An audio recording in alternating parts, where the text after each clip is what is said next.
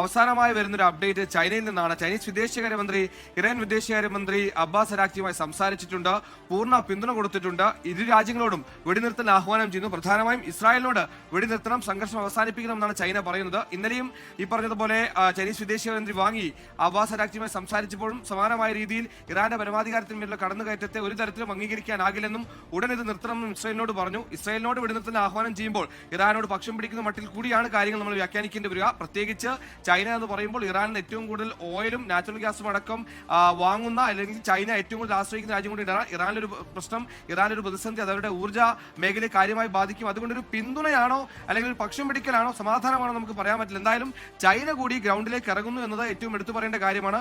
China ഇറങ്ങുന്നതോടൊപ്പം തന്നെ അതേസമയം റഷ്യയും ഒമാനും ഇറാൻ കാര്യങ്ങളുമായി ബന്ധപ്പെട്ട് ചർച്ച നടത്തിയിട്ടുണ്ട്. അതൊരു ആശ്വാസകരമായ വാർത്തയാണ്. കാരണം തുടക്കം മുതൽ, യുദ്ധം തുടങ്ങിയത് മുതൽ സമാധാനം കാംക്ഷിക്കുന്ന രാജ്യങ്ങൾ പ്രധാനപ്പെട്ട രണ്ട് രാജ്യങ്ങളാണ് റഷ്യയും ഒമാനും. റഷ്യ ആദ്യം തന്നെ യുണൈറ്റഡ് നാഷണൽ സെക്യൂരിറ്റി കൗൺസിലിനോട് വിഷയത്തിൽ ഇടപെടണമെന്നും അടിയന്തരമായ ചർച്ചയിലൂടെ ഇരു രാജ്യങ്ങളുടെയും പ്രശ്നം പരിഹരിക്കണമെന്നും ആവശ്യപ്പെട്ടതാണ്.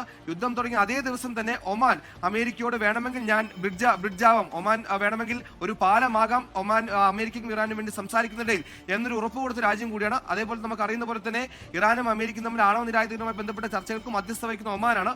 ഒമാനും റഷ്യയും തമ്മിൽ ചർച്ച നടത്തുന്നുണ്ടെങ്കിൽ സ്വാഭാവികമായും ആ മേഖലയിൽ ആകപ്പാട് സമാധാനം പുലരണമെന്ന പ്രതീക്ഷയിൽ നടത്തുന്ന ചർച്ചയായിരിക്കും എന്ന് നമുക്ക് ആശ്വാസമെന്ന മട്ടിൽ തൽക്കാലം അനുമാനിക്കാം. അങ്ങനെ തന്നെ കാര്യങ്ങളാവട്ടെ. അങ്ങനെ ചില ആഗോള രാജ്യങ്ങളിൽ നിന്നൊക്കെ ഇടപെടൽ ഉണ്ടാവുന്നു. ചൈന, റഷ്യ, ഒമാൻ അടക്കമുള്ള രാജ്യങ്ങൾ പ്രശ്ന പരിഹാരത്തിന് മെല്ലെ മെല്ലെ മുന്നോട്ടേക്ക് ഇറങ്ങുന്നു. ഇനിയും മുന്നോട്ട് പോയി കഴിഞ്ഞാൽ സ്ഥിതി സങ്കീർണമാകും, ഊർജ്ജ പ്രതിസന്ധി ഉണ്ടാകും, സാമ്പത്തിക പ്രത്യാഘാതങ്ങൾ ഉണ്ടാകും എന്ന തിരിച്ചറിവൊക്കെ ലോകരാജ്യങ്ങൾക്ക് മേൽ ഉണ്ടാകുന്നു എന്ന് വേണം നമുക്ക് ഈ ഘട്ടത്തിൽ മനസ്സിലാക്കാൻ.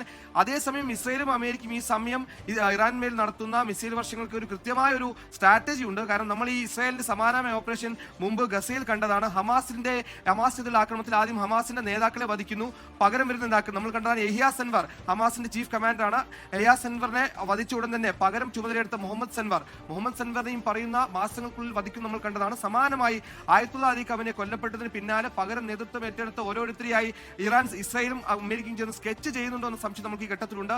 അത് തന്നെയാണ് ഈ പറയുന്ന പ്രസിഡൻഷ്യൽ ബിൽഡിങ്ങിന് സമീപത്തുണ്ടായ സ്ഫോടനവും. അതേപോലെ തന്നെ അവിടുത്തെ അസംബ്ലി ഓഫ് എക്സ്പേർട്ട് എന്ന് പറഞ്ഞാൽ ഈ പറഞ്ഞതുപോലെ ഏറ്റവും നിർണായകമായ ഭരണ സംവിധാന ഘടനയാണ്. അല്ലെങ്കിൽ ആ ഒരു സംവിധാനമാണ് ആരാണ് അടുത്ത സുപ്രീം ലീഡർ എന്ന് പോലും തീരുമാനിക്കുന്നത്.